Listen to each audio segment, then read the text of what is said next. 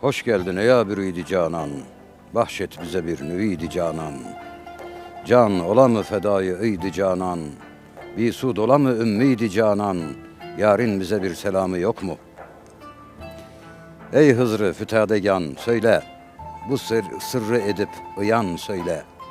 Ol sen bana terceman söyle, ketmetme yegan yegan söyle. Gam defterinin tamamı yok mu? Ya Rab ne intizardır bu, geçmez nice ruzigardır bu. Hep gussa-u har hardır bu, duysam ki ne şivekârdır bu. Vuslat gibi bir meramı yok mu? Kam aldı bu çerten gedalar, ferdalarda kaldı aşinalar. Durmaz mı o ahdler vefalar, geçmez mi ettiğim dualar? Hali dilin intizamı yok mu? Dil hayreti gamle lal kaldı, galip gibi bir mecal kaldı.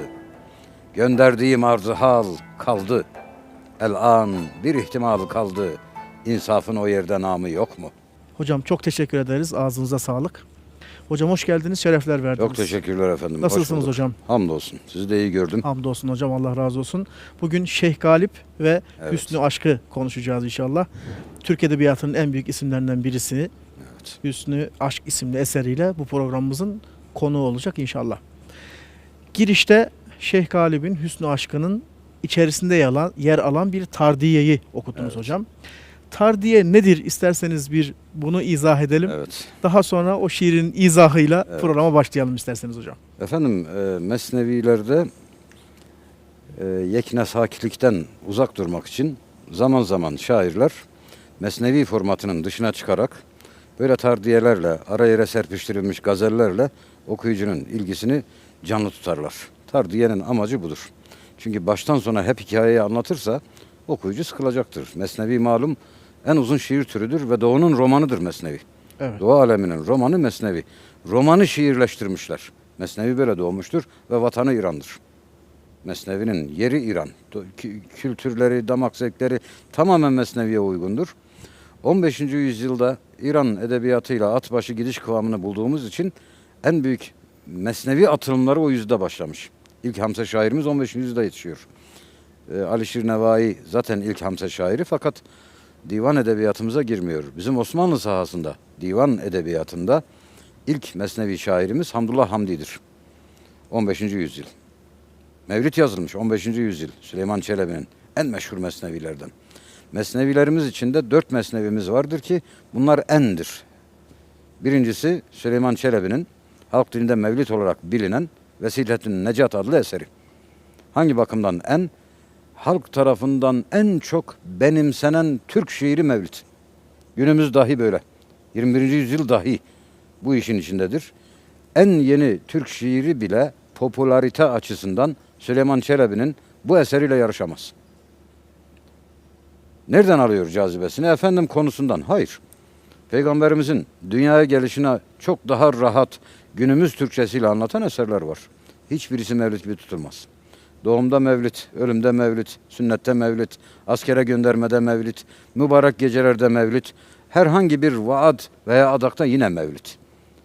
Bu eserin bu kadar çok tutulmasının sebebi şiirin yazılışındaki samimiyet, ihlas ve şiirselliktir. Yoksa aynı konuyu çok daha rahat anlatan eserler var. Yine de hiçbirisi 500 yıl önce kaleme alınmış bu eser kadar tutulmuyor. 4 büyük mesnevimizden birincisi Mevlid. Yani Vesiletün Necat. İkincisi Fuzuli'nin Leyli ve Mecnun adlı mesnevisidir ki hangi bakımdan endir? En lirik mesnevi. Lirizm, eşsiz. Kendisinden önce 200'e yakın Leyla ile Mecnunlar yazılmış ama Fuzuli adeta alevden mısralarla kaleme almış. Fuzuli yazdıktan sonra sevmek ve sevilmek Leyla ile Mecnun demek. Bütün Doğu aleminde. Her evde birkaç tane Leyla ortaya çıkmış ama kimse oğluna Mecnun dememiş. Çünkü Mecnun cinnet demek, bela demek. Fuzuli yazdıktan sonra Arap çöllerinden Anadolu bozkırlarına kadar Leyla ile Mecnun'un tanınmadığı, bilinmediği yer kalmadı. O kadar ki hemen Fuzuli'den sonra hemen her erkek Mecnun kadar aşkı yaşamak istedi ve hemen her kadın Leyla kadar sevilmek diledi. Edebiyatımızın ikinci en olan mesnevisi. Üçüncü en olan Mesnevi 17. yüzyıl Nabi'nin meşhur Hayrabat adlı eseridir. Şiire en giremeyecek konuları bile ustalıkla şiire sokmuş, çok tatlı bir dille anlatmış, nasihatler etmiş, yol göstermiş. Artık şiir olmaktan çıkmış, ilim olmuş. Medreselerde ders kitabı olarak 200 yıl boyunca okutulmuştur. Karı koca geçimsizliğini gidermekten tutun çocuk terbiyesine kadar hepsi şiirin içinde. Bu kadar rahat, göklerde olan divan şiirini aslında yeryüzüne indirmiş, evin içine kadar sokmuştur Nabi. Bu bakımdan endir onun Hayrabat adlı eseri. Ve son olarak 4. mesnevi ise Hüsnü Aşk. Şeyh Galip'in meşhur Hüsnü Aşk adlı mesnevisi. Bu hangi bakımdan endir? Bu da edebiyatımızdaki en sanatkar mesnevi. Sanat yönü en güçlü olan mesnevi. Birkaç bakımdan diğer mesnevilerden ayrılır Hüsnü Aşk adlı eser. Hakikaten bir şaheserdir. Bir deha eseridir. Ve şair bunu yazdığı zaman 26 yaşındadır. Düşünebiliyor musunuz? 26 yaşında böyle bir eser kaleme alabilmek. Deha ne demek? Bakın üstün kabiliyet, yetenek hepsinin bir izahı var. İzahı olmayan mükemmelliğe deha denir. 26 yaşında bu nasıl yazılır? Yazmış. 2100 küsur beyittir. Birçok bakımdan diğer mesnevilerden ayrılır. Bir aşk hikayesini konu edinir. Diğer bütün aşk hikayesini konu edinen mesnevilerimizin sonu trajik biter. Mutlaka seven ve sevilen bu dünyada kavuşamaz birbirine. Çünkü bu dünya fanilik yeridir. Kavuştuğu zaman o kavuşma da bitecektir. Oysa seven ve sevilenin ebediyen kavuşmasına layık olan yurt ahiret yurdudur. Dolayısıyla o tarafa ertelenir. İlk defa sonunda vuslat olan mesnevi yazan Şeyh Galip'tir. Şeyh Galip'in bu eserinde sevenle sevilen eserin sonunda birbirine kavuşur. Hüsn aşk ile bir olur. Bu yönüyle farklı. Bir başka ilginç, kendine mahsus yönü vardır. Mesnevi'de malumdur. Mesnevi en uzun şiir türüdür ve diğer şiir türlerinden ayrılan iki yönü vardır. Birincisi, beyit sınırlaması yoktur. Mesela gazel 5-15'te biter. Kaside 33-99 filan. Ancak Mesnevi'de beyit sınırlaması yok. Çünkü olay anlatır. Roman anlatıyor. Kişiler var, karakterler var, olaylar gelişir. Bütün bunlar şiirle anlatılır bize. Böyle olunca da her beyit kendi içinde kafiyeli olduğu için istediğiniz kadar uzatabilirsiniz. Nitekim Mevlana'nın Mesnevisinin 26 bin beyit olduğunu söyleyerek okuyucularımıza fikir vermiş olalım. Neler neler anlatmamış. Mesnevi en uzun şiir türü. Ayrıca diğer bütün şiir türleri duyguyu, düşünceyi dile getirirken Mesnevi duygu ve düşünce değil, olay anlatır. Hikaye vardır. Vaka eksen. Tabii. Kişiler var, karakterler var, serim var, düğüm var, sonuç var. Tam bir romandır Mesnevi. Batı'da roman nesirle yazılır, Doğu'da ise bu şiirle yazılır. Adı Mesnevi'dir. Şeyh Galip'in Mesnevisinin diğer mesnevilerden ayrılan en özgün tarafı mesnevi olmasına rağmen gazel gibi yazılmıştır. Mesnevi'de beyitler kısacıktır, sanat yoktur. Çünkü olay anlatıyor. Oysa Şeyh Galip'in Hüsnü Aşkı'nda hemen her beyit bir gazel beyti kadar mana ve sanat yüklüdür. Mesnevi olmasına rağmen o kadar derindir. Her beyit şerhe muhtaçtır. Her beytte açın açabildiğiniz kadar. Normalde mesneviler böyle olmaz. Bir olay anlatır. Geldi, gitti, yaptı, etti denir. Fiiller çoktur ama Şeyh Galip'in Hüsnü Aşk mesnevisi mesnevi iken adeta gazel gibi mana yüklüdür. Bu yönüyle de yine diğer mesnevilerden ayrılır. Son olarak yazılış vesilesi de çok ilginçtir. Edebiyatımızda nadir bulunan şairin kendi poetik görüşünü açıkladığı bir eserdir. Eserin sebebi telif kısmında niçin yazdığını anlatır.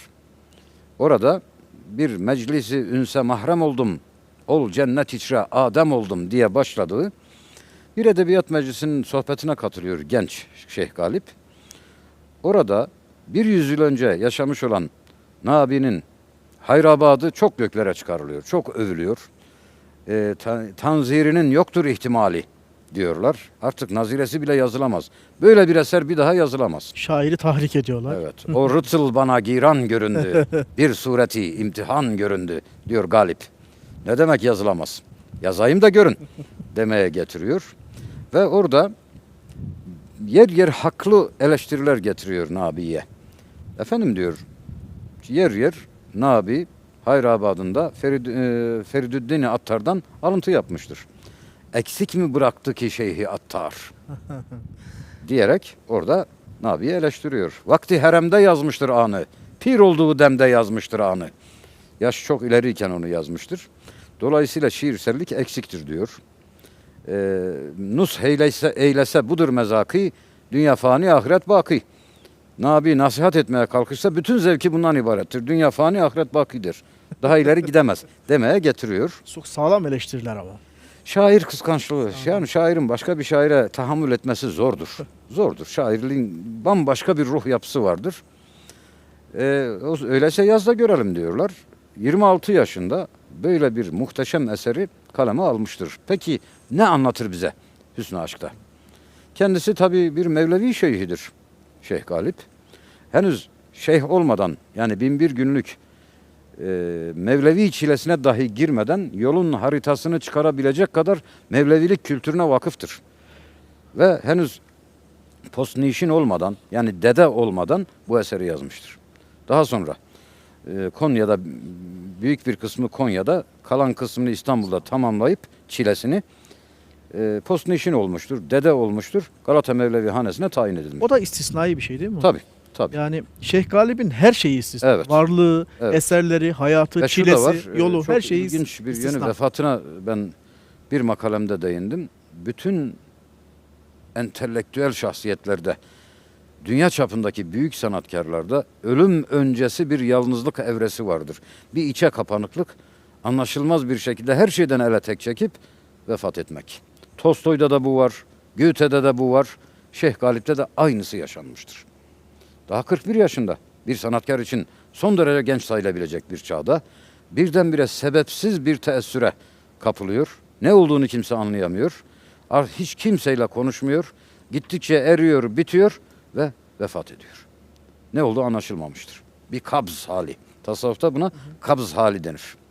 Hayatında 2 kez bu bunalıma düşmüştür. Birinci kez düştüğünde 20'li yaşlardayken Konya'daki büyük Mevlevi şeyhinin manevi himmetiyle kurtulmuş ve şairlik başlamış. İkinci kez aynı hali yaşayıp bu defa ahiret alemine göçmüştür Şeyh Galip. Hüsnü Aşk'ı anlatıyordum.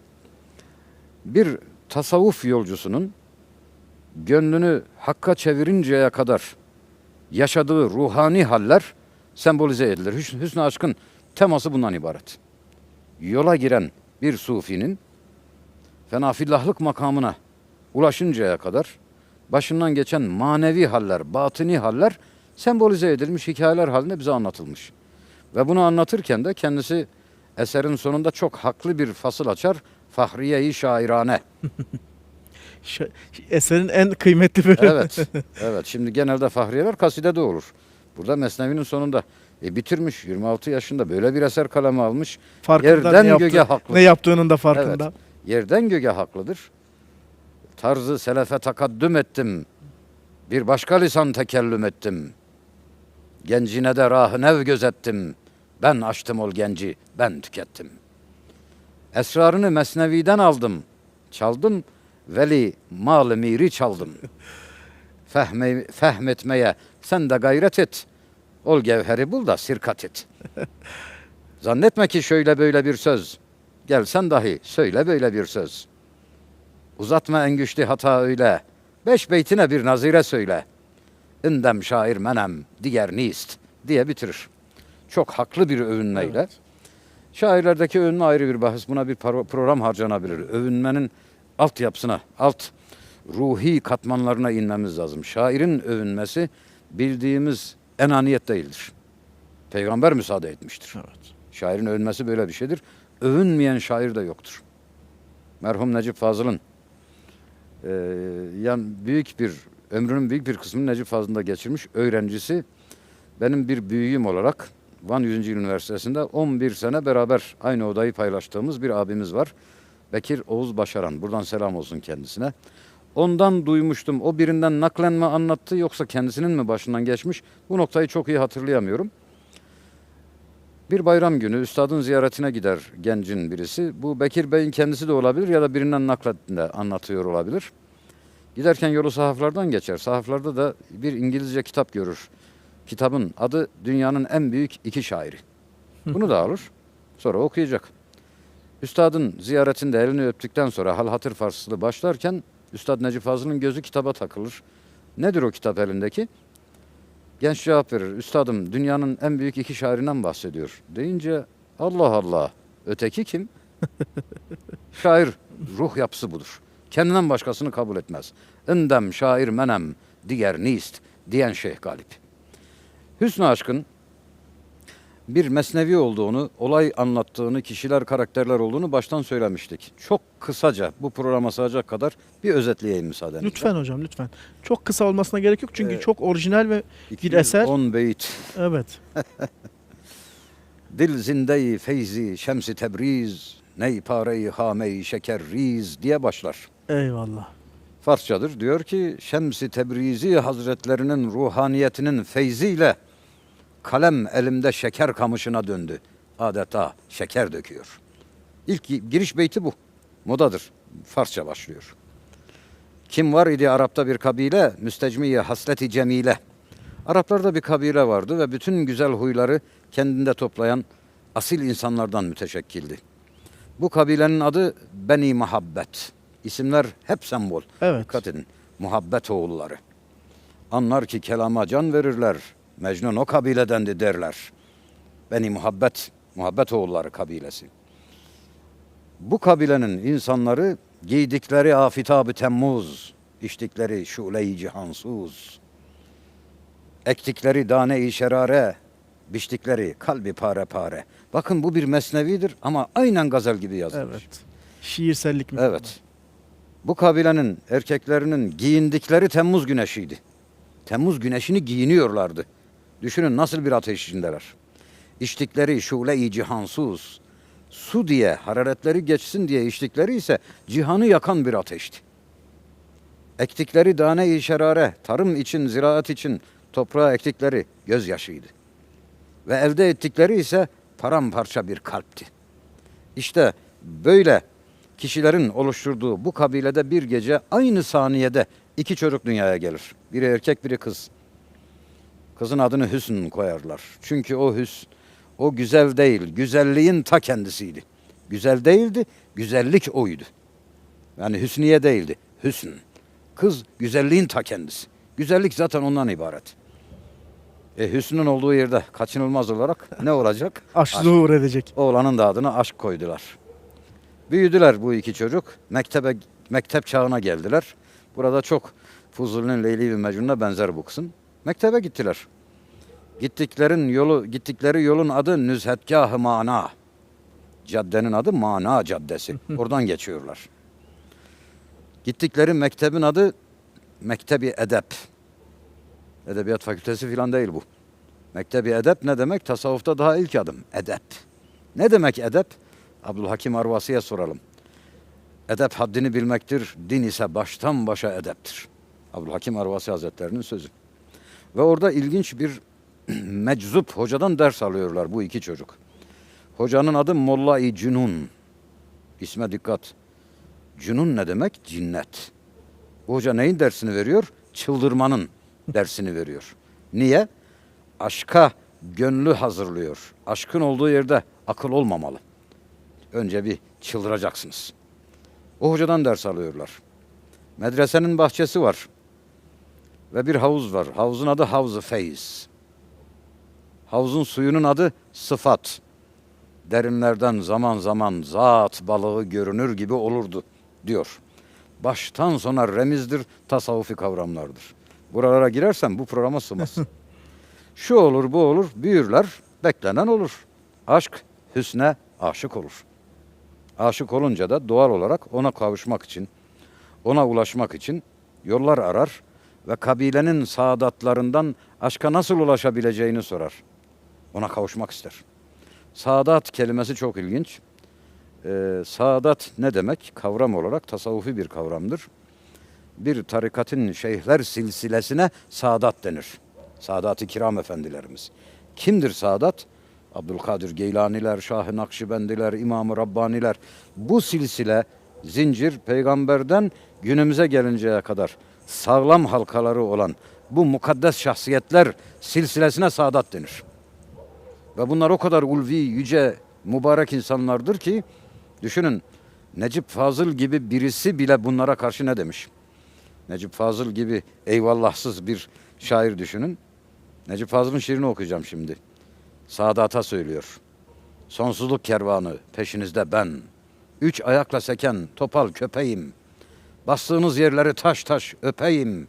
Bir kırıntı yeter kereminizden. Gidiyor gidiyor nurdan heykeller. Ölçüden ahenkten daha güzeller. Kim bunlar? Bunlar seni Allah'a kavuşturacak olanlar. Muhiddin Arabiler, İmam-ı Rabbaniler, Sadat bunlar. Ve aşk hüsne aşık olup da ona ulaşmak istediği zaman bunlara danışıyor. Ne yapayım? Sadat aşka der ki öyle kolay mı hüsne ulaşmak? Evvela diyar kalbi fethedeceksin. Kalp ülkesi. Tasavvufta ilk adım, her tarikatta ilk adım kalbi temizlemek. Oraya gideceksin. Eskiyeyi kalp. Evet, evet. Orayı temizleyeceksin. Aşk yollara düşer. Merhum Cüneyt Arkın gibi atına biner, kılıcını kuşanır, kalp diyarını fethetmeye gider. Atının adı Eşk. İsme dikkat. Eşk ne demek? Gözyaş. Galip diyor ki normal yaya gittiği zaman geç giderdi ama ona bindiği zaman çok hızlı gidiyordu. Gözyaşıyla edilen amel sizi daha rahat götürür. Hikmete bakın siz. Kılıcının adı Ah. Onu çektiği zaman vesvese ordularından hiçbir düşman karşısında kalmazdı. Ah çekece, ah Allah'a ulaşır. Tabi bin bir olay başından geçer. Cadılarla mı kavga etmez, cinlerle mi, perilerle mi, Zat-ı Süver kalesine mi düşmez, labirent gibi yolun asla bulamayacağı zindanlara mı yolu düşmez, şu olur, bu olur. Bin bir beladan, mihnetten geçerek çilesini tamamlar ve aşk hüsne yaklaşır. Henüz kavuşmadı. Arada bir ırmak akmaktadır. Bu ırmak lavdır, lav. Alev akıyor. Orayı nasıl geçsin? İmkansız. Son yerde ümit kesilir. Bakın Sepki Hindi'nin Galip'ten sonraki aldığı virajlarda Ahmet Haşim'e gelişine bakın. Ateş gibi bir nehr akıyordu ruhumla o ruhun arasından. Bahsetti ona halim aşkın bu onulmaz yarasından. Vurdukça bu aşkın ona aksi, kaçtım o bakıştan o dudaktan. Vurdukça bu nehrin ona aksi. Bu Ahmet Haşim'in. Galip'teki, Şeyh Galip'teki hüsnü aşkın alevden ırmağı Haşim'i etkilemiş değil midir? Aşk ırmağın bir tarafında, hüsn karşıda sevgili görülüyor artık. Fakat arada alevden bir ırmak var. Sağa sola bakar, sandal arar. Sandalların hepsi bal mumundan yapılma. Ateşe nasıl dayansın? Ümidini keser. Varlıktan geçer. Artık ben yapamam der. Bu esnada hüsn aşkı yanına alır. Aşkta hiçbir gayret kıpırtısının kalmadığı noktada hüsn devreye girer. Sizde hiçbir varlık ve benlik olmayacak ki Allah yardım etsin. Bir şekilde anlaşılmaz bir biçimde hüsn aşkı yanına alır.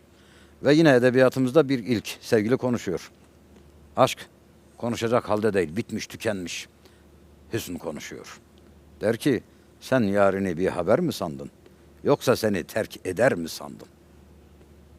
Söz imdi erdi sükuta diye Şeyh Galip orada Mesnevi'yi bitirir. Sana şah damarından yakın olanı sen habersiz mi zannediyordun? Demeye getirir. Hüsnü Aşk böyle bir eserdir. Az önce girişte okuduğum Tardiye aşkın Sühan'a karşı okuduğu bir tardiyedir. Tam ümitsizlik anındayken Hızır gibi yetişir Sühan ona karşı. Hoş geldin ya bürüydi canan. Bahşet bize bir nevidi canan. Can ola mı fedayı ıydı canan. Bir su dola mı ümmiydi canan. Yarın bize bir selamı yok mu? Diyerek müjde bekler.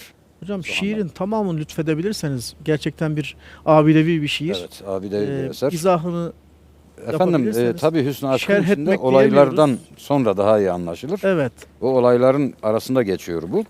Evet. Şerh etmek neredeyse mümkün olmayan Şeyh Galip'in şairlerimizden. şiirini şerh etmek, birisi. kuyuya girmektir. İzah etmeye çalışalım diye toparlayalım. Anladığımızı anlatmaya çalışalım. Efendim ruh halleri. Tasavvufta kabz ve bast diye kavramlar vardır. Kalp kelimesi mana itibariyle değişen demek, kalp olmak. İnkılap oradan geliyor, kalp.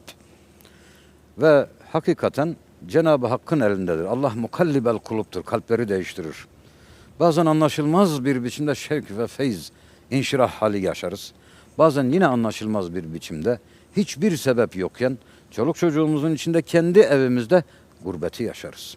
Bir kimsesizlik, bir durgunluk, bir ne derler donukluk hali.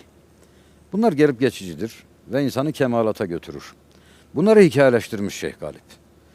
İşte o kasvet, sıkıntı, kabz halinden sonra gelen inşirah hali. Yani ferahlık hali. Gökte kara bulutlarla gökyüzü kararmışken birdenbire bulutların dağılması, güneşin olanca parlaklığıyla doğması halidir. Bu hale karşı bakın Galip ne diyor?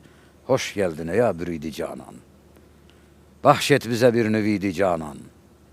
Can ola fedayı eydi canan. Bir sud ola mı ümmiydi canan. Yarın bize bir selamı yok mu? Kalpleri eviren çeviren odur. Bu ferahlığı verdiğine göre bu ondan dolayı bir selam olmasın diyor.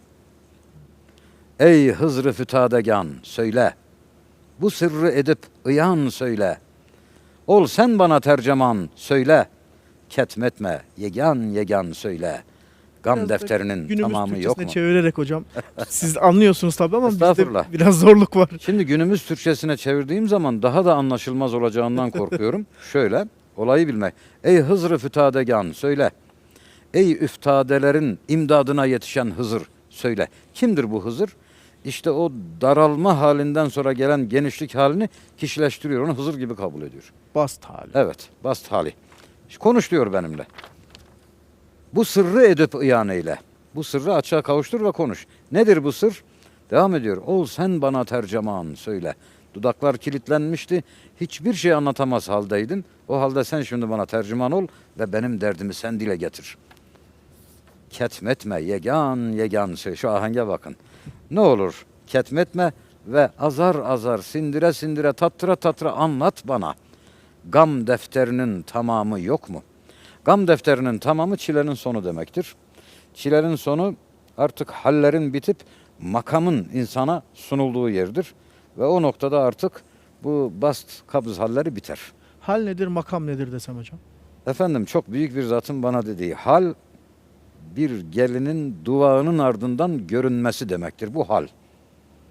Makam ise o gelinle evlenmek, nikah kesmek. O senin artık. Makam budur. Müthiş bir Tabii. tespit. Benzetme bu. Bütün kainat, varlık alemi, bütün varlık bir gelinin yüzündeki duvaktan ibarettir. Kaldır bunu ki cemali göresin derler. O noktaya geldikten sonra kabz hali mi kalır artık? Şeyh Galip'in özlediği hal bu. Ve hüsnü aşk tamamen bu hale ulaşmanın hikayesidir. Tasavvuf yolundaki bir sufinin, bir müridin, bir dervişin ilahi vuslata erişinceye kadar yaşadığı çileler Şeyh Galip'te hikayeleşmiştir hüsnü aşk olarak önümüzde. Ve dünya tarihinde benzeri yoktur.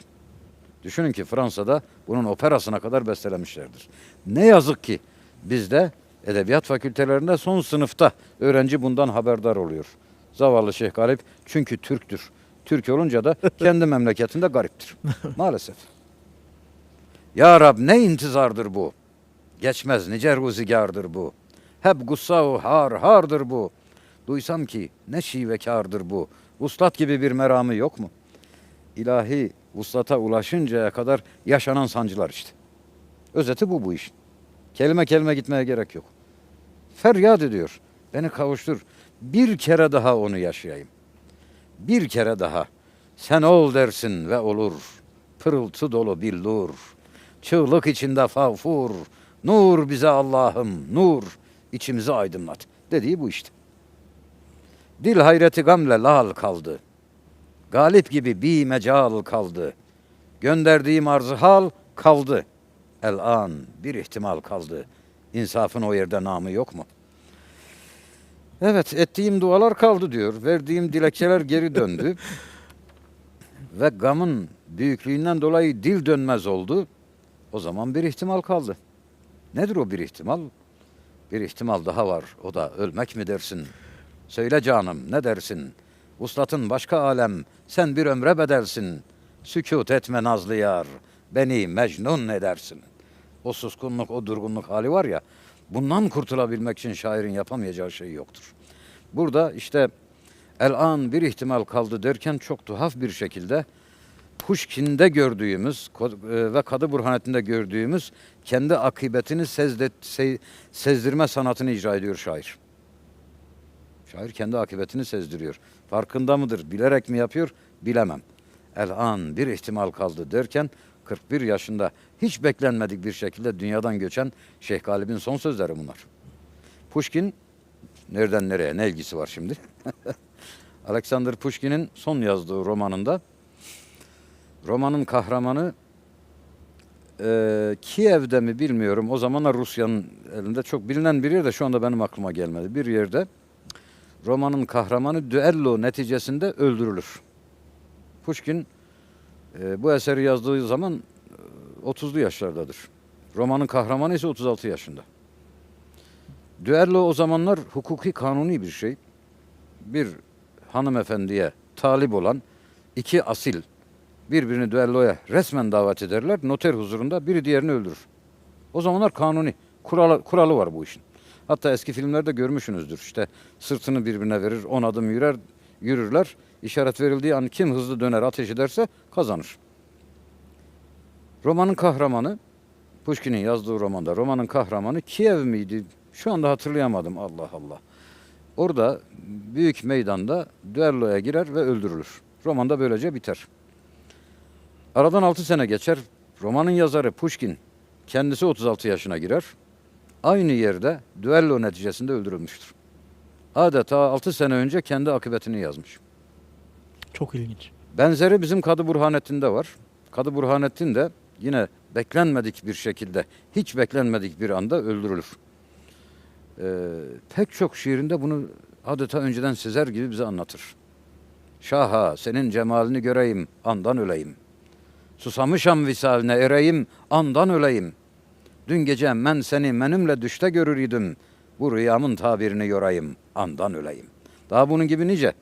Mesela çok ünlü bir tuyuğunda şöyle diyor. Özünü eşşeh gören serdar olur. Enel hak dava kılan berdar olur. Yiğit odur hak uğruna baş oynaya. Döşekte ölen yiğit murdar olur. Döşekte ölmeyeceğini ne kadar iyi biliyor.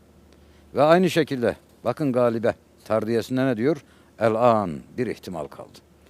Ve hakikaten 41 yaşındayken ikinci kez düştüğü kabz halinden ölüsü çıkar.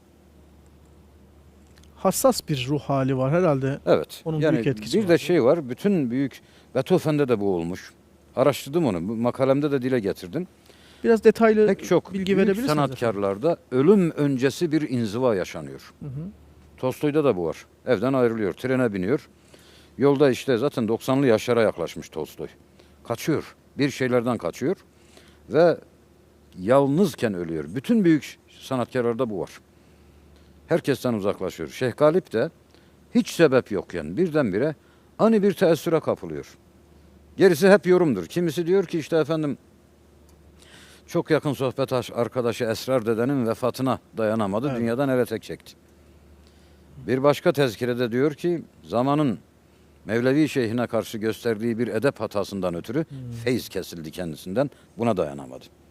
Bir başkası efendim saraydaki Beyhan Sultan'a olan ümitsiz aşkından ötürüdür diyorlar. Ama ne olduğu belli değil.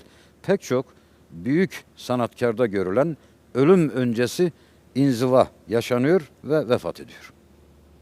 Şeyh Galip şeyh şair midir, şair şeyh midir? Makalem bunun üzerine. Evet, lütfen biraz detay verebilir misiniz? Dikkat edin. Burası kritik bir Evet, nokta bu çünkü. kadar büyük bir şairken şair Galip demiyoruz. Şeyh Galip diyoruz. Evet, niye? Düşünün ki edebiyatımızın 3 büyük sütunundan biridir. Hep söylerim onu. 3 kişiyi tanımadan Türk edebiyatı bilinmez. Yunus Emre, Fuzuli, Şeyh Galip. 3 büyük sütundan biridir. Hayatı boyunca şairliği öyle bir irtifadadır ki şeyhliği bundan yıpranmıştır. Bakın tasavvuf tarihinde gerçekten büyük şair olan büyük mürşid-i kamiller var. İmam Şafii'yi başta sayabilirim. Divanı var. Mevlana Celaleddin Rumi zaten söylememe gerek yok. Velayeti kadar şairliği de var. Ancak hem şair olmak hem tasavvufun manevi mertebelerinde gezinmek her bünyenin kaldıramayacağı kadar ağır bir iştir.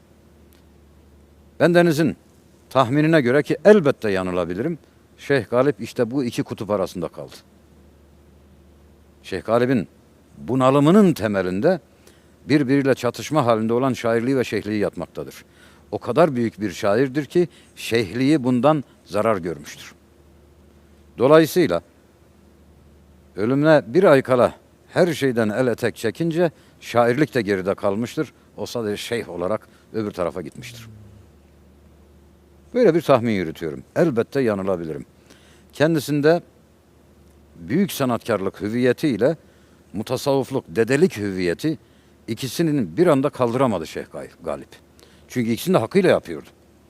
Öyle Ne yaparsa hakkıyla elbette, yapıyor zaten. elbette. Yani öyle göstermelik, sembolik falan değil. Hakkıyla yapıyordu. İşte mesela müsaadenizle Lütfen. yani Estağfurullah.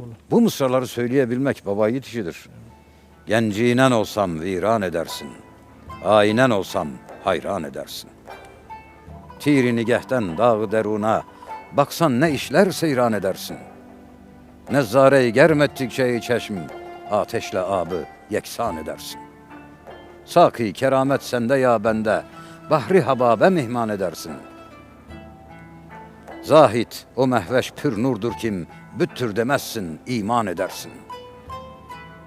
Etvar-ı çerhe uy mevlevi ol seyran edersin devran edersin. Eyvallah. Bunu 41 yaşında vefat eden, hayatı boyunca da 4 büyük esere imza atmış olan bir kişinin mısraları. Bu demektir ki hakikaten o girdiği Mevlevilik tarikatının bütün gerekleri yerine getirilmiştir. O stajları görmeden, o virajlardan geçmeden böyle laflar edilemez. Kimse bunları söylüyor ama demiş işte. Gül ateş, gül bin ateş, gülşen ateş, cüibar ateş. Semender tıynetanı aşka bestir, lalezar ateş diyen Şeyh Galip. Ne yazık ki, üzülerek söylüyorum, kendisiyle başladı, kendisiyle bitti. Bir çığıra yol verecek kadar yaşamadı. Eğer 60'lı yaşları bulsaydı, inanın Türk Edebiyatı'nın bugün bulunduğu nokta bu değildi. Hem de divan edebiyatının artık hantallaşmaya başladığı bir dönemde tam da taze kan sayılabilecek bir hüviyet, bir kişilik olan Şeyh Galip ne yazık ki 41 yaşında bu dünyadan göçtü. Ve kendisi Şeyh Galip olarak kaldı. Daha sonra dekadanlar, galibiyyunlar filan onu takip ediyoruz diyenler oldu ama bir Şeyh Galip daha gelmedi. Eyvallah.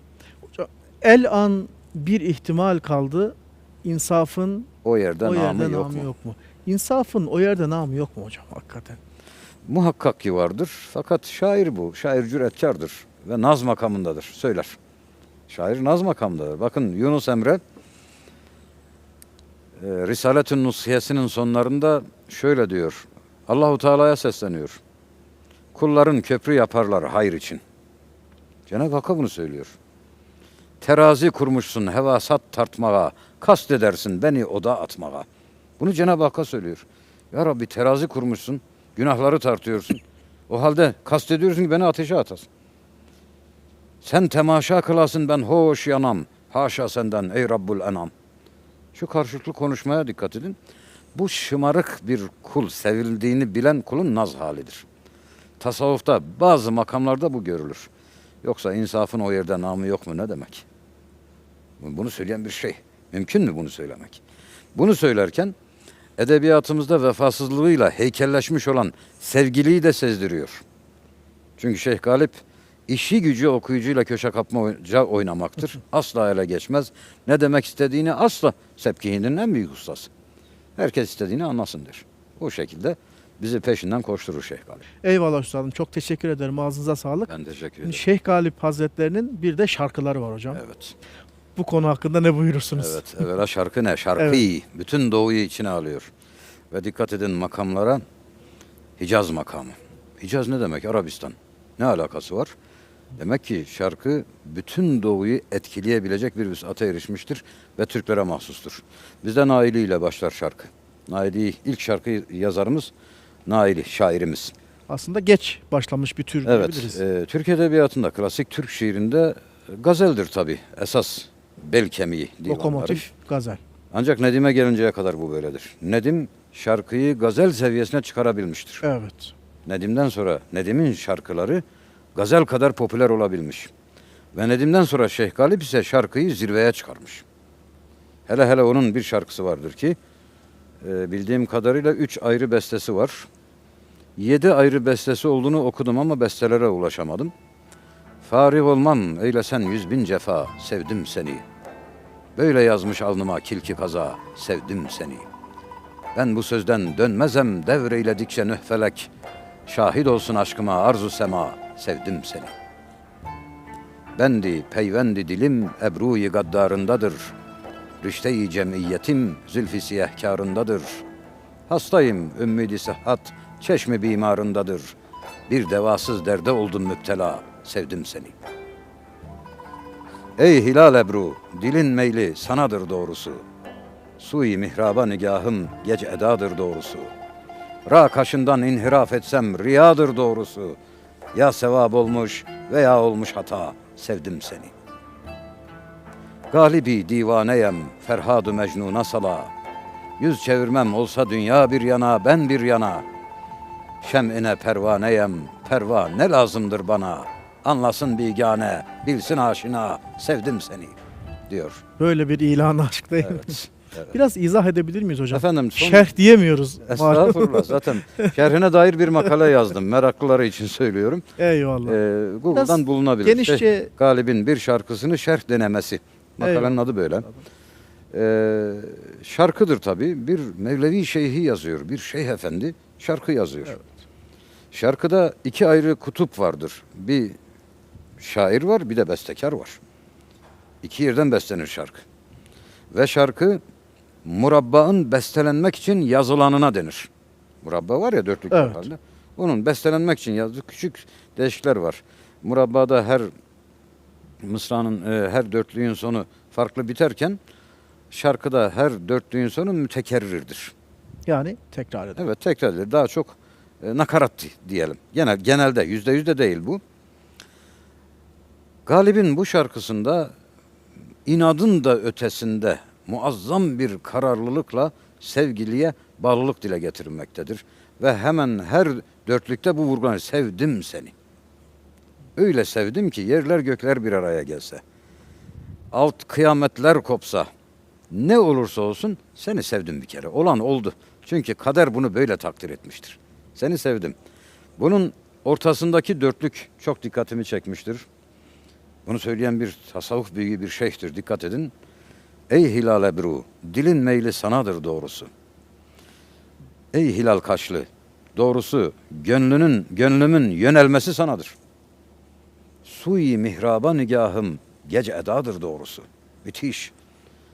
Mihrap cihetine yönelmem ise sersemcedir. Yönelemiyorum. Mihrap ne demek? Kıble. Mihrap imamın durduğu yer. Kıble tarafı demektir. Ey sevgili, gönül sana aktı gitti. Dolayısıyla kıbleye dönemiyorum. Beşeri aşkla ilahi aşk arasında sıkışıp kalan ve bunu bu kadar samimiyetle itiraf eden bir şeyh efendi. Jean-Jacques Rousseau itirafları gelsin bizden öğrensin. Bu kadar mı rahat söylenir? Bir şeyh için bunu söylemek ne demektir? Ey hilal ebru, dilin meyli sanadır doğrusu. Sui mihraba nigahım, gece edadır doğrusu. Ra kaşından inhiraf etsem riyadır doğrusu. Ya sevap olmuş veya olmuş hata. Sevdim seni. Günah da olsa, sevap da olsa seni sevdim. Bu kadar mı samimiyetle, bu kadar mı içtenlikle bu dile getirilir? İşte şair budur. Şairliğin bu kadar şahikasına varmış olan Şeyh Galip doğal olarak aynı şeyde şeyhliği götüremiyor. Götüremediğinin de sıkıntısını çekiyor. İtiraf ediyor. Belki o kadar bir sanatkar için genç sayılabilecek yaşta vefat etmesinin altında bu bunalım yatar. O kabz halinin şeyi diyebilirim ki şairliğinden şeyhliği zarar görmüştür. Şair olmasaydı o bir Mevlevi şeyhi olarak çok daha meşhur olabilirdi. Fakat şairlik başka bir şey işte. Nükseden bir hastalık. Evet. İmam Şafii demiyor mu? Şairliğimden utanmasaydım, ilmimden utanmasaydım, lebitten de güzel söylerdim. Şeyh Galip ise lebitten güzel söyledi. İlim kaldı geride. Eyvallah, eyvallah. Bir de Şeyh Galip Efendimizin ateş redifli bir Evet. şiiri var hocam. Vaktimiz var mı bilmiyorum. Bir- Uzuncadır biraz. 6-7 dakika. Gül ateş, gül bin ateş, gülşen ateş, cuyibar ateş. Semender tıynetanı aşka bestir, lalezar ateş. Sadece şunu söyleyeyim. Aliterasyon seslerle şin harfini niye bu kadar kullanıyor? Ateşin yanarken çıkardığı hışırtı var ya. Daha şair okuyucu hiçbir şey anlamasa da sadece seslerle duyuruyor. Hemen ey saki bir sagar tutuştur desti dildare. Gazapla bezme geldi şem meclis veş yanar ateş.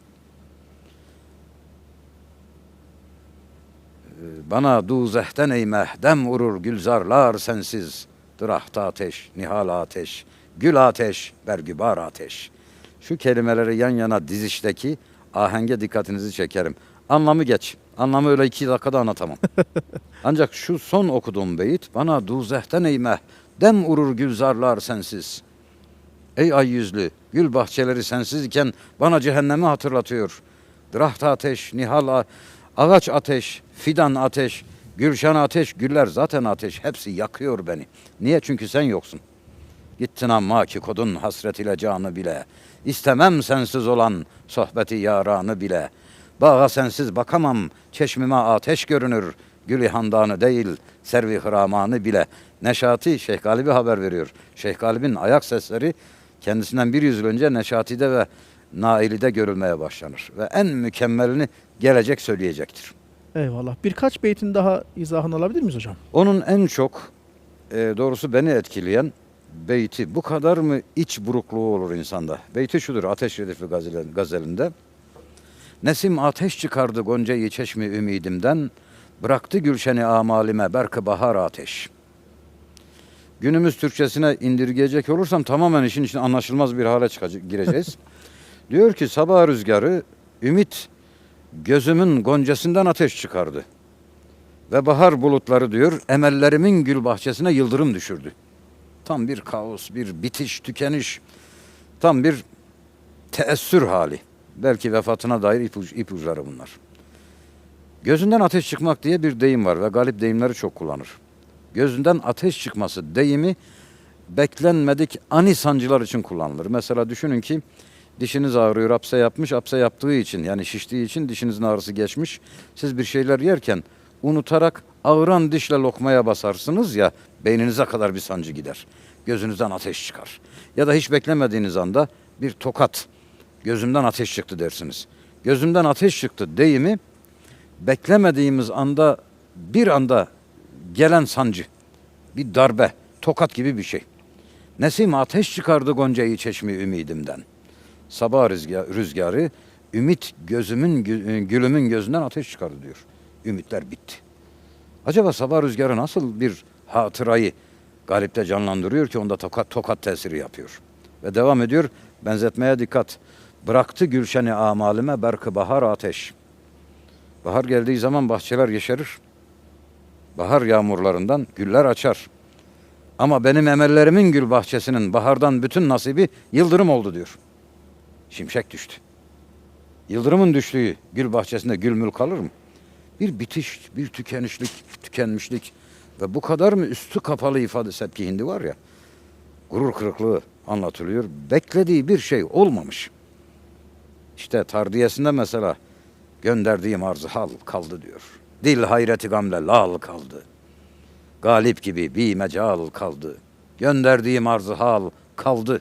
El an bir ihtimal kaldı. İnsafın o yerde namı yok mu? Bu bitiş, bitmek, tükenmek neydi? Manevi olarak feyzin kesilmesi miydi?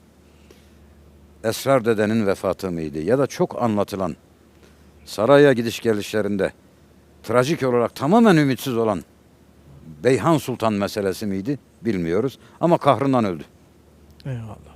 Galip kahrından ölmüştür. Eyvallah. Vefat etmiştir. Eyvallah üstadım. Çok teşekkür ederim. Ağzınıza sağlık. Teşekkür ederim. Efendim Ankara Müzik ve Güzel Sanatlar Üniversitesi'nden gerçekleştirdiğimiz bir edebinin daha sonuna geldik. Allah nasip ederse haftaya tekrar birlikte olacağız. Hoşça bakın muhterem zatınıza.